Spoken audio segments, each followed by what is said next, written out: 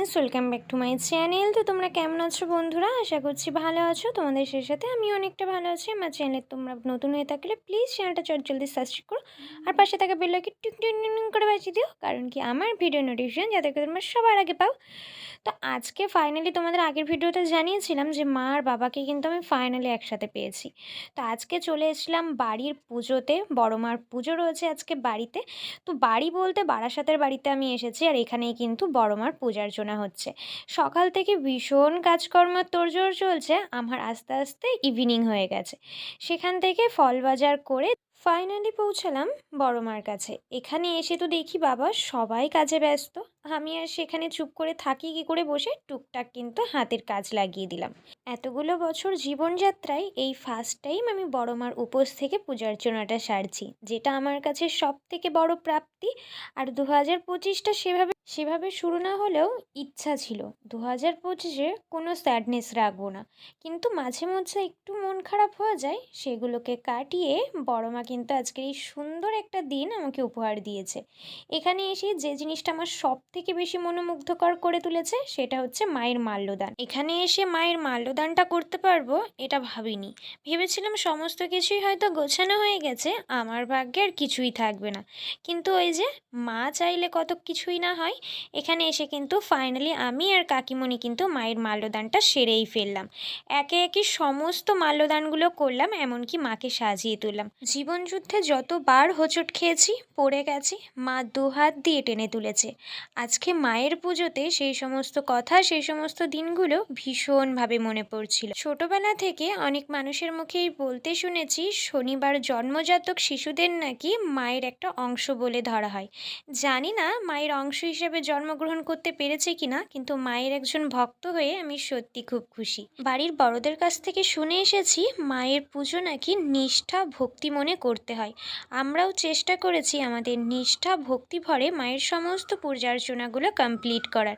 একে একে কিন্তু আমাদের এখানে সমস্ত গোছানো গাছানো কমপ্লিট। ঠাকুর মশাইয়ের পরামর্শ মতো গুছিয়ে এখানে সমস্ত কমপ্লিট করে রেখে এবার একটু খাওয়া দাওয়ার দিকে যাব। এখানে সবাই মোটামুটি খাওয়া দাওয়ায় বসে গেছে। এখান থেকে একটু ঘুরো ঘুরো করে এসে আবারও কিন্তু পূজার্চনার কাজে হাত দিয়েছি। ইনি হচ্ছেন আমার বড় কাকিমণি, আর ওই যে পিছনে হচ্ছে আমার মেজো কাকিমণি। তো এনাদের বাড়িতেই আজকে পুজোটা স্থাপন হয়েছে, বাড়িটা আমারও। যাই হোক, বাড়ির আর এক মেয়ে বলতে পারো আমাকে। তো সেখানেই আমরা সবাই মিলে উপস্থিত ছিলাম। এবার আমাদের পূজার্চনার কাজ কিন্তু শুরু হয়ে গেছে।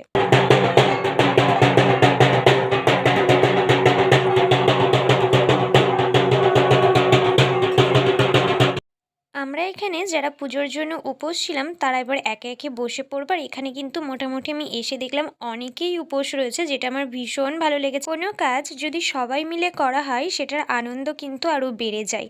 আর এখানে যাদেরকে দেখছো সবাই আমার ভীষণ কাছের, ভীষণ প্রিয়। আর সবাই মিলে আজকে পূজার্চনাটা করেছি, এতটাই ভালো লাগছিল কি আর বলবো।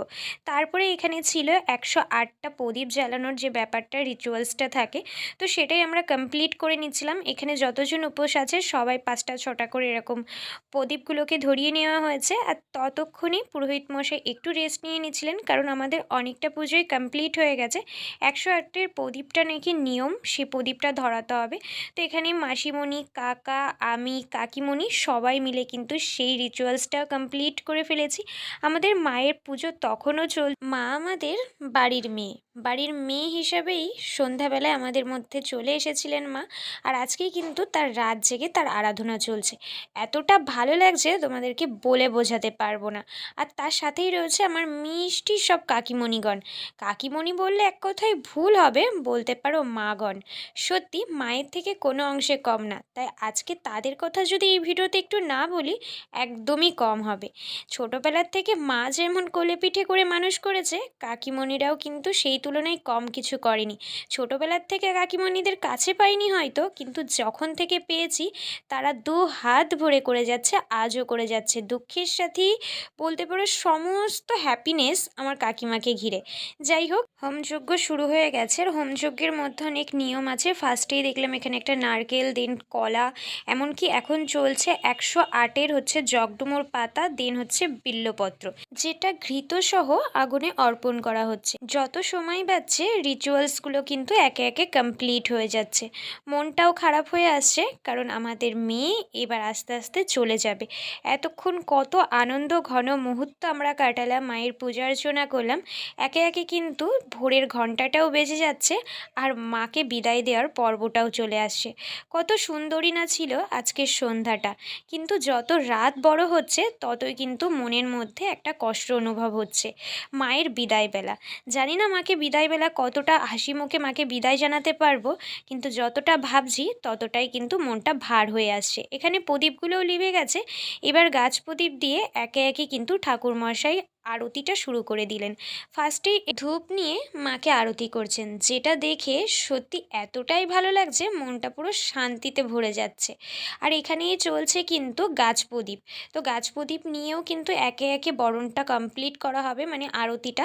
তারপরে বরণ কমপ্লিট করে সবাই কিন্তু হোমযজ্ঞের যে টিকাটা সেটা নিয়েই কিন্তু মাকে পিঁড়ির থেকে নামিয়ে নিয়ে আসা হয়েছে, কারণ কি ওইদিকে ভোরের নাকি কোকিল ডেকে গেলে মাকে আর রাখা যায় না। সে কারণে মায়ের বরণ পর্ব সেরেই কিন্তু মাকে এবার বিদায় জানাতে হবে। জানি এই মুহূর্তটা কথাটা বলতে গেলেই গলার স্বর আমার অন্যরকম হয়ে যাচ্ছে। মাকে কত আনন্দ সহ ইভিনিংয়ে মাকে ঘরে নিয়ে আসা হয়েছিল, আর ঠিক আলো না ফুটতেই মাকে আবার বিদায় জানাতে হচ্ছে। জানি এরকমভাবেই মেয়েদের জীবনচক্রটা গঠন হয়। মেয়েরা ছোটোবেলার থেকে তো এক বাড়িতে মানুষ হয়, তারপরে বড় হওয়ার সাথে সাথে সেই মেয়েকেও কিন্তু বিদায় জানাতে হয়। ঠিক আমার মায়ের মতো, মা একদিনের জন্য এসে রাত ঘনাতে না ঘনাতেই বিদায় নিয়েছিলেন, আর মেয়েদেরকে কিছু বছর রেখে তারপরে কিন্তু বিদায় দেওয়া হয়। আজকের ভিডিওটা কেমন লাগলো অবশ্যই কমেন্টে জানিও। ভিডিওটা ভালো লাগলে লাইক, কমেন্ট অ্যান্ড শেয়ার করতে একদমই ভুলো না। আজকের মতো টাটা।